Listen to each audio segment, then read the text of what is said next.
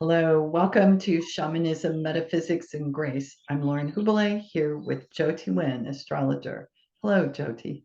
Hi, Lauren. Good to see you. So we've got an update that for our summer sessions, we're meeting just monthly.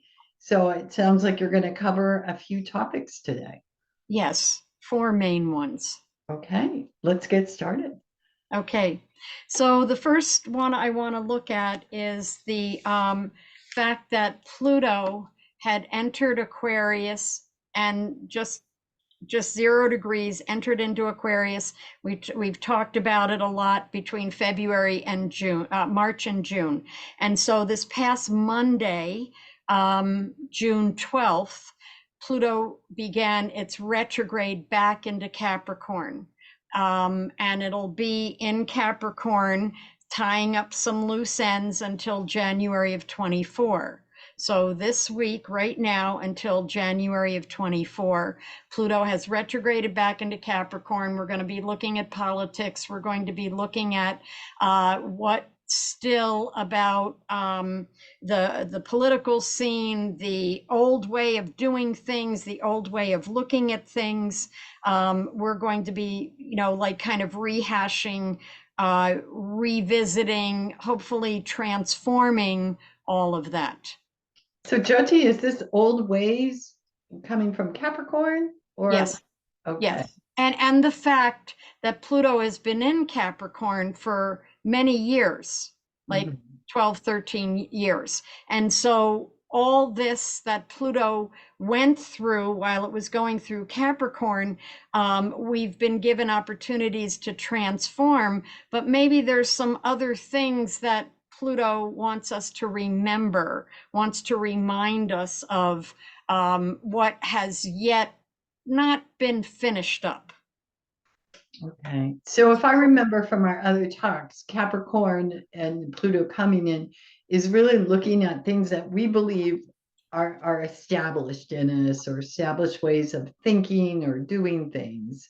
Does that Yes, sound right? And then yes. Pluto comes in, having us look at it again. Do we Yes. do we want to make some changes?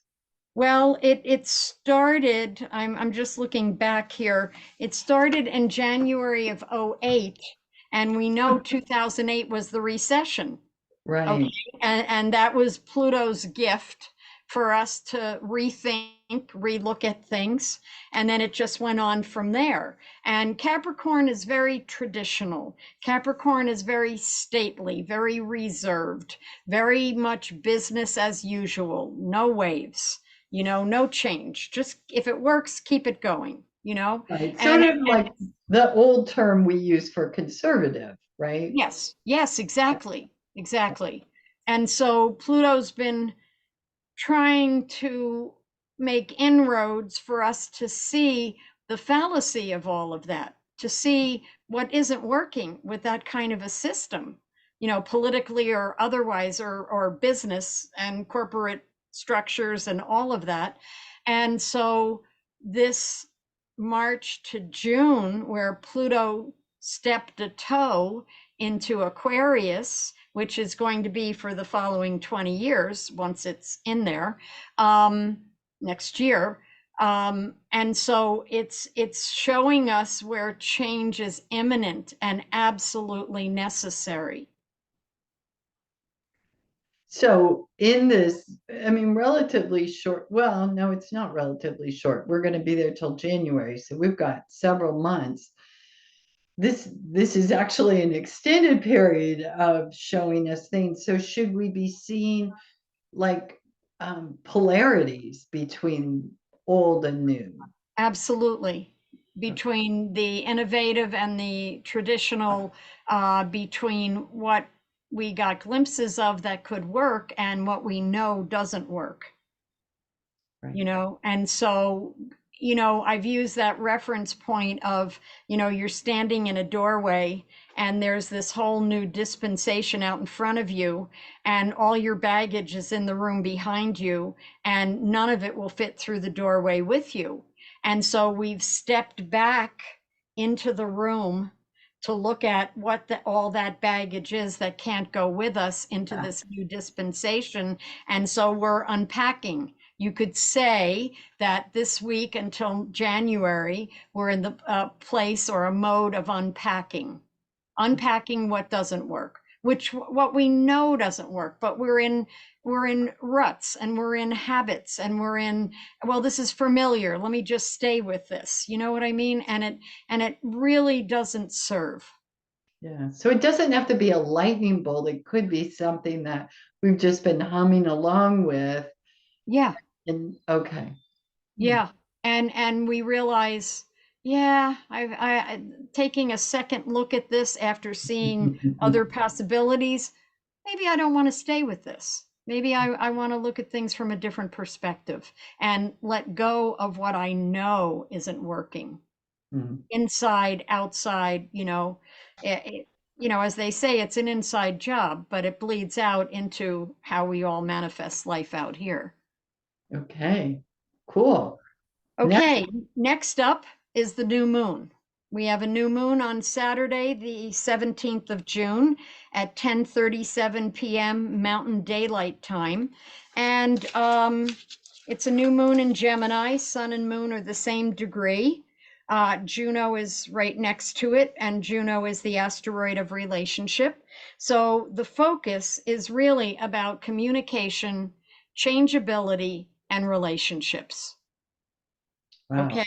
So it wants you to look at your relationship belief systems. This is a new cycle of relationships, a new cycle of communication in your relationships. And one of the biggest pieces here, because of its aspects to Neptune and Ceres, the asteroid of nurturing, it's really asking everyone to look at what nurtures them. What really nurtures them? Where do they take time out or not? Where do they do things that really feed them? And it's also because of the square to Neptune, the sun and moon squaring Neptune, saying, who are you now? I mean, this isn't an eclipse. It's just a new moon for the next 30 days till the next new moon.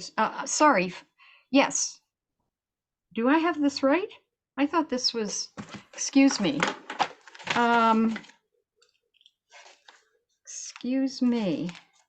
1 minute. Yes. So this is asking you, who am I now? What do I want for myself now? Okay. And where have I created illusions Mhm. about myself or about life? And so it's an opportunity to call them up and have a conversation and see what isn't working. Jyoti, I See, want to dig a little deeper with that because that's fascinating to me. Where have I created illusions? What is the aspect that's bringing that up? Is that the new moon in Gemini, or is this it's the new moon in Gemini, sun and moon in Gemini, because when you have a new moon, the sun and moon are the same right? degree, Right. and it's squaring Neptune by 1 degree. So is it Neptune that's about the illusions? Yeah. Okay. Yes. It's saying, um, what is kind of dreamy or misty or foggy, Mm, about how you see yourself and where you feel you're going and what's next for you. And so it has you pause, because Neptune, it's not concrete. It's the ruler of Pisces and the sea, Neptune, god of the sea with his trident. And it brings in illusion. Things aren't really clear. It's movies aren't real, mhm, and it's fantasy, and it's just delusion and illusion, and it wants you to kind of see through it. mhm. Because, as you know, I always think this of Neptune. Neptune comes in, creates an illusion, and then rents the veil so you can see the truth of things. But the illusion comes first. Okay. Okay. Okay. So Jyoti, this is not an eclipse. So is this energy that we're going to feel in this mode just happening around that day, or does it linger for some time? It lingers. it lingers for 30 days till the next full Okay. new moon, sorry, the next new moon. But you feel it, I think, the day of, and maybe for a week and a half, 2 weeks later, it starts to get maybe less and less. But it is the marker for that month of time. Yeah. Okay. Yeah. Okay. The next thing I wanted to talk about was the solstice next week, the summer solstice, because we have quarters of the year. And so the summer solstice is like the chart, almost like the birth chart of the next quarter of the year. Okay, it's not just for that day, it's also the energy patterns for that next quarter until the fall equinox. And so it asks you again what nurtures you and brings you joy. And it's about really making healthy choices. And, when I say what nurtures you, that can take many forms. Are you eating well? Are you doing things that are safe and healthy and work for you? Are you making downtime for yourself, for your own creativity, or to do absolutely nothing for a day? Everybody's so busy and have their mind filled with so many things to check off and tend to and fulfill and all this. And so nurturing can take many forms. And so the key idea about nurturing is that it fills you, gives you joy, gives you relaxation, gives you a place to halt everything, halt the movie, halt the agenda, as it's speeding along, and just take a step back and do something else. And so this isn't just about a day. This is saying over this next quarter, how do you interject times to love yourself, to take care of yourself, to think you're worth having 3 hours to read in an afternoon if you can swing it. You know what I mean? Or just take a day and go for a drive and a picnic or something. I mean, everybody's lives are so different. And for some, it's easier to say, this is what this looks like. And for others, it's impossible. So you do what you can. You grab 10 minutes or you grab 20 minutes and you just stare at the sky and give thanks for your life and just be with your own heart. Yeah. Yeah. Whatever you can manage. I think that's the beauty of all your talks, Jyoti, because it is really, that's what it comes down to, what you can manage, what you can do. There's surely something within reach. Yes, yes, yes. Even just having a moment of gratitude for what's given to you, even if it's not what you might exactly want or think is the best, but there's a greater wisdom afoot, let's say. And so you wind up in situations that will help you grow and grow into yourself. Mm-hmm. Wonderful. Okay, so that's the solstice. And that is on June 21st at 8:58 a.m. Mountain Daylight Time. It's when the sun enters Cancer. And then the other thing I wanted to mention is that Neptune is stationing to turn retrograde the 27th of June to the 4th of July. And this is a time where when a planet is stationing, meaning it's the same degree and minute during that whole week, its energy takes over. It becomes the most powerful or most important energy afoot at that time. And so Neptune stationing during that end of July to the end of June to the 4th of July is saying that Neptune's spiritual awareness energies are really prominent that week. and it happens every year, Mhm. and around this time. And it wants you to make time for your own spiritual insights, growth. It will be retrograde from that time till December 5th. It goes direct on December 5th. And so this time between the end of June till, let's say, December 4th, it's a time every year of the invitation stands to go inside, a little different than Mercury retrograde, but to be with our own spiritual beliefs, to rethink some of them. Sometimes we carry beliefs with us because it's what we were taught, and or that worked for that time frame, but maybe the essence of it is always true for us, but maybe the form it's taking is beginning to look different. Mhm.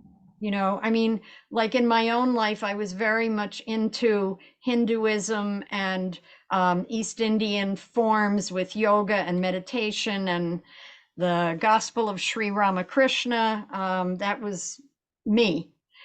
And so the essence of that was truth and uh, self-searching and being willing to see oneself and come in from the cold or the crowds and just be with oneself.